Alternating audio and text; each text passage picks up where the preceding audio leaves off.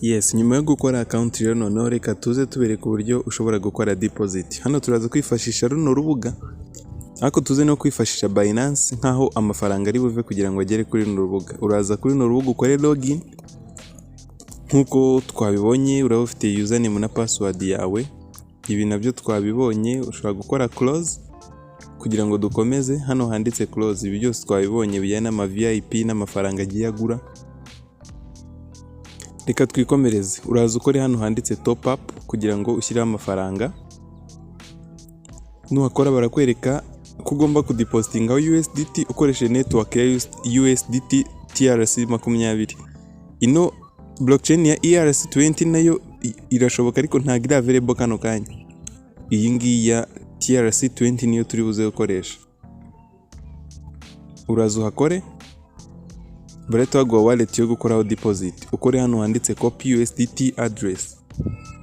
Tuba twakoresheje screen ebyiri kugira ngo bigaragare neza. Urabona ko hano hejuru batubwiye ko turi bukoreshe TRC20. Uraza ukore copy, bahita bakubwira ko address yabaye copied, ubwo ni nyuma yo gukora copy. Urabona ko screen ari ntoya ntabwo biba bigaragara neza. Ibi byose ni kubisoma neza, ariko byibura dukoresha screen ebyiri, imwe izuminze indi ari ntoya, bibasha kugaragara neza step by step. Ukoze copy urabona ko bahise batubwira ko yabaye copied successfully. Uraza usubira inyuma tuze noneho muri Binance. Uraza ufungure Binance yawe. Aha niho turi bukura amafaranga. Ufite ahandi ushobora gukoresha it's okay, ariko nanone Binance niyo nziza kurushaho. Uraza ukore hano hasi iburyo handitse wallet. Aha ni kuri home page ya Binance nk'ibisanzwe. Ukoze kuri wallet uraza guhita ubona overview ya byose biba birimo. Sorry gatoya. Yes, hano kuri wallet uraza ujye kuri spot hejuru. Ushobora kuza hano kuri funding, ariko ibyiza nuko twakoresha spot, ariko na funding nayo irashoboka ugakora withdraw ukadukoresha funding nta kibazo. Kugira amafaranga naza ahita ajya kuri account ya funding direct. Nako impamvu dukoresheje funding ni kugira ngo nukubera ko amafaranga ariho tuyafite. Uyafite kuri spot it's okay, ariko ibyiza nuko ubanze kuyatransfera kuri funding. Uraza ukoreho kuri USDT ko niyo dushaka kohereza, uhitemo send via crypto network. Hano hejuru hari ibyo babanza kukwereka nka steps zo gukora withdraw mu gihe wenda udasanzwe ukunze kubikora cyane iyo ukoze withdraw bwa mbere. Babanza guha steps z'ibyo uri bukurikize. Icya mbere, icya kabiri, ku initiating withdraw aribyo nk'ibi turi gukora. Uconfirm network turaza kubikora nabyo. Deposit successful ahanga birangiye. Hanyuma ukore withdraw now. Twizire hano hambere washyiramo ya wallet address. Ubwo urakora paste ya wallet address twakopayinze muri systeme. Hasi uzuhitemo network. Twibuke ko muri systeme batubwiye ko tugomba gukoresha TRC20 nkuko muri kubibona hano hejuru. Na hari ubwo niyo turi buze guselectinga aba ariyo duhitamo. Ahangaha uhitemo TRC20 ikihunze kubiri hasi. Hano hasi uyikoreho. Urayikoraho ubundi ukore confirm. Iyi ni ya step bari babanje kutwereka guconfirma network. Ukora ubyihisemo, urahita ukora hano hasi handitse confirm. Hanyuma ukomeza ushyiramo amount. Ubwo ni amafaranga ushaka kudepositinga uko angana. Batubwiye ko iyi ya VIP igura $10. Hano urabona ko amafaranga ari buturuke ni kuri funding wallet. Ubaye wakoresheje spot uhitamo spot wallet, ariko twibuka ko twakoresheje funding. Ako hano urebye hano hasi receive amount urabona ko yaza kugera ari 9 n'ibice bibikora ko fee yo kuri transfer wakoresheje inoti ya RS20 bakata $0.8. Ari nabyo byiza ko ariyo ipreferwa gukoresha cyane kuruta gukoresha ERC20. Kwa kiriya ERC20 kata $4 mu gihe ngi kata $0.8 mu gihe urimo urakora transaction nk'iyo ubikuza. Ibyiza rero hano ushyiramo amount ku buryo receive amount iraza kubihuye $10 akenewe. Bivuze ngo hano turaza kwandikamo $10 akenewe turenzeho 0.8.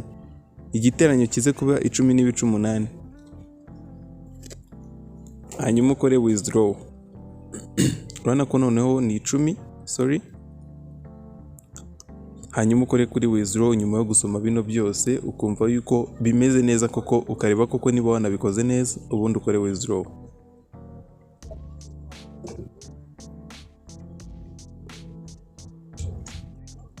Hanyuma hano ni overview, aho urebera ibyo wakoze neza niba ari byo, kugira ngo ukore confirm. Hano hasi ushobora gusuzuma address, ukareba network, source niba koko ari funding, byose wabona ari byo ugakora confirm.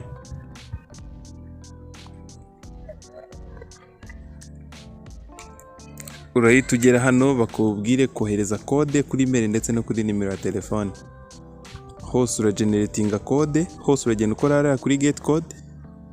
Aya masegonda y'ibara nayo kugira ngo uramutse ubaye utabonye code wongere uyisabe. Amaze gusozwa barahita bakubaza niba wabonye code. Wayibonye itsoke urayishyiramo, nkaha ni iya mbere iraje, urabona ko iraje 879 iyi ni iya momo, ni ya telefone nako, ni iyo kuri sim card kuri nimero. Hanyuma turategereza niyo kuri email. Ahangaha kugira nayigemo. Handi kuvuga ko utabonye code, uraza kubona akantu kakubaza niba utabonye code. Niba utayibonye uhita ukora resend code. Hano ubonye bitinze ushobora kujya kwirebera neza muri email ukareba uko bimeze, kubera ko hari igihe ziza nk'uko ariko hano muri notification ukaba utabonamo code rwose, ukaba utayibona bitewe n'ikibazo email ifite wenda se, cyangwa ariko bimeze bitewe na telefone ukoresha. Hano mu gihe uri kubona bitinda, don't receive email akani kamwe twavugaga, kuko ushobora don't receive email cyangwa don't receive SMS. Reka turebe muri email turebe koko niba yaje. Uje urakora refresh, no kuri refreshinga bisanzwe umanuramo urutoki, urahita ubona yuko kuri Binance hari withdraw request ihari from Kigali Rwanda. Urascrollinga gatoya urebe iyo code, iyi ngiyi ukore copy. Ushatse wanabyandukura, ariko ibyiza no gukora copy kugira ngo byihute, uzu yandikemo hano. Ubwo no gukora paste noneho, ubundi ukore submit.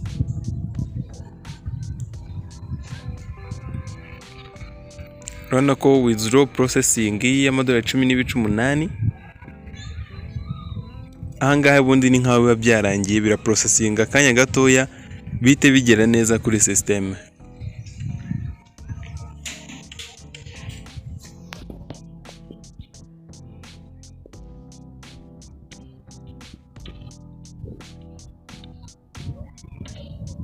Urabona ko n'ubundi hano turacyafite withdraw processing, ariko ushobora kureba history ukareba uko byagenze, naho ushobora kuhabonera niba yabaye confirmed. Bifata umwanya utari munini. Reka twirebere muri system ahubwo turebe ko yamaze kugeraho, kuko bifata akanya gatoya cyane. No gusubira handi muri system tugakora login ukoresheje email na password nk'ibisanzwe, ugakora login. Tayari urabona ko amadolari 10 yacu yagezeho, wasangaho yandi 3 y'ikaze. Ubu ni amadolari 13. Hanyuma uramuscrollinze ukazamura hano hasi. Yes, reka duscrollinge turebe hasi kuri VIP. Urabona ko current level yamaze kugera muri VIP 1, kubera ko amafaranga mfiteho aranyemerera gutunga VIP 1. Aho ushobora kubona idolari 1.17 buri munsi ukoze order 10. Tugiye guhita tunabereka none izo order zikorwa zite, kugira ngo uramutse ukoze uguze no VIP cyangwa se uguze iyo ari yo yose uhita ubona order. Uraza hano rero kuri kano ga fresh kareba hejuru, na option ka gatatu kuri menu hano hasi harabanza home, haza wako gatikinzeho, haza hano ka gatatu urakora kuri start grabbing orders. Urabona ko hariho 0 ku 10. Uraza urebe iyo order ubundi ukore submit. Ntabwo ari ibintu bigoye byo gukora, ibi ni byo uri bugende ukora inshuro 10. Ukoze submit urategerezaho gato, yakubwiye ko order submitted completed, order processing completed.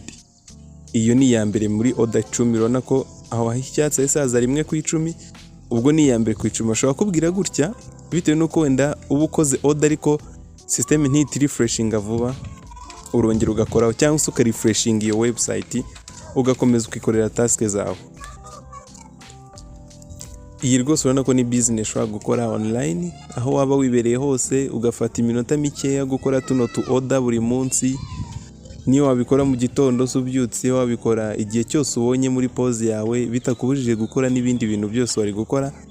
ugafata iminota mike cyane ugakora zino order 10 muri VIP ariyo yose waba urimo, haba VIP 0, haba VIP 1, haba VIP 2, gukomeza n'izindi zose twabonye kugera kuri VIP 9. Urabona ko hose ni business wakora kandi itarimo risk ikomeye cyane, kuko no guhera ku $1 rimwe twabonye ko bishoboka, ukajya ubona 0.3 gatatu kabiri. Aya ni amafaranga 332 y'amafaranga y'u Rwanda.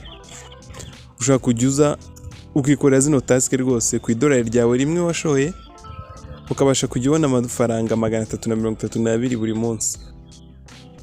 Urabona ko no gukora ukarefreshinga system kugira ngo byihute. Ushatse wajya unakora ugategereza, ukongera ugakora grabbing order ugategereza, ariko kugira ngo utegereze cyane ushaka kujya refreshinga system kugira ngo iyindi order yihite ijyamo, noneho ukomeze ukore. Wowe icyo ukora ni ukureba zino advertisement ubundi ugasubmitinga ko wazibonye. Ku bantu bazi deal number 1 nayo yaje nk'uko nguko, urabona ko kano nako karacyari gashyashya. Twarayerekanyeho batanga bonus $6 ukinjira, ushobora no kubikuza. Washima gukomeza ugakora deposit $10, ubwo urumva ko ho hari ukongeraho byibura $4, ukajya ubona 0.300 na kangahe gutyo, naho kuko yari 0.300 bingahe ku ijana. Ubu abantu bayitangiye icyo gihe ubu ngubu barenze $100 ku $4 yabo 4 gusa bashoye.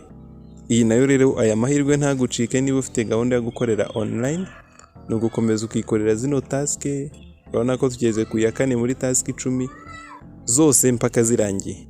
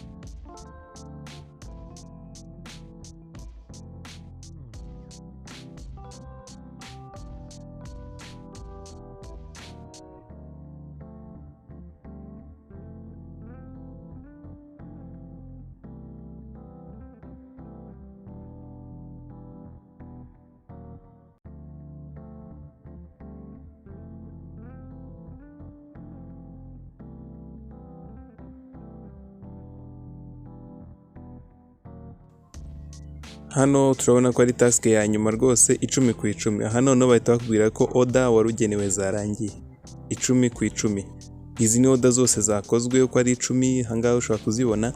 Yes, murabona ko ibintu birimo birakora neza, ndetse no kubikuza muraje mubona yuko nabyo bishoboka cyane rwose. Ufite gahunda yo gufata risk, ni karibu kuza muri groupe unyuze kuri no link iri muri description, cyangwa urebe kuri comment pininze, ni comment ibanza kuri kino kiganiro.